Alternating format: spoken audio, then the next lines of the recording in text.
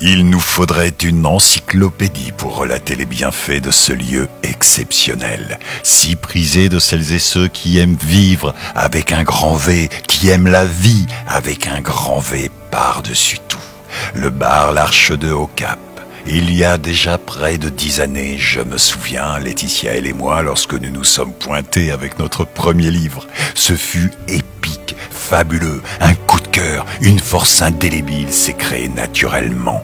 Aussi magique que spontané, l'Arche nous a pris dans ses bras pour nous offrir encore et encore et encore des câlins d'amitié. Les mots nous manquent pour décrire à quel point ce lieu est l'épicentre du lâcher-prise, de la fête, du bien-être. L'Arche devrait être une ordonnance, un vaccin, lui, obligatoire pour ceux qui pensent que la vie manque de relief. Coco, notre Marie-France, Gabi, Alex, François, Pat, du Resto Bagatelle nous ont fait confiance tout de suite. De soirée en soirée, rythmes endiablés, fêtes impressionnistes par excellence, les tempos d'amitié musicaux pénètrent nos corps et nos esprits, vagabonds d'une respiration, d'un air qui nous fait oublier de longues heures chacun de nos petits ou grands soucis. L'Arche, c'est un arc-en-ciel de bonheur qui nous plonge avec délectation dans les respects les plus vrais et authentiques. Nous rendons hommage ici à l'esprit de ce lieu sans égal, aucun.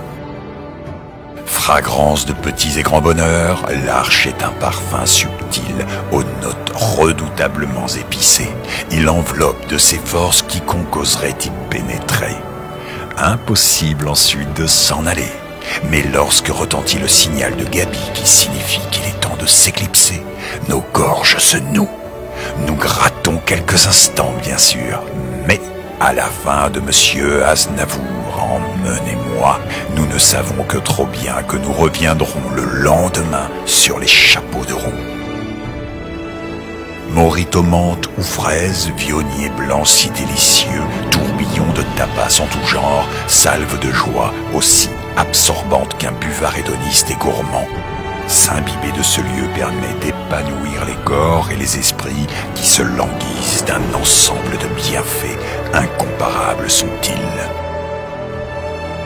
L'Arche 2 porte si bien son nom. Nous naviguons en son centre névralgique et d'un coup, miraculeusement, nos vertiges et nos maux de cœur s'envolent. Nous le savons, les oiseaux ne sont jamais très loin du bateau qui revient au port. L'Arche est notre quai à nous tous, celles et ceux qui ont compris qu'il y a un lieu magique au village magique où l'on peut être soi, c'est l'Arche. Et de là-haut, Marie-France protège ses petits garnements d'un œil taquin et bienveillant. Elle sourit en nous observant et embrasse de sa bonté que nous lui connaissons les grands enfants que nous resterons.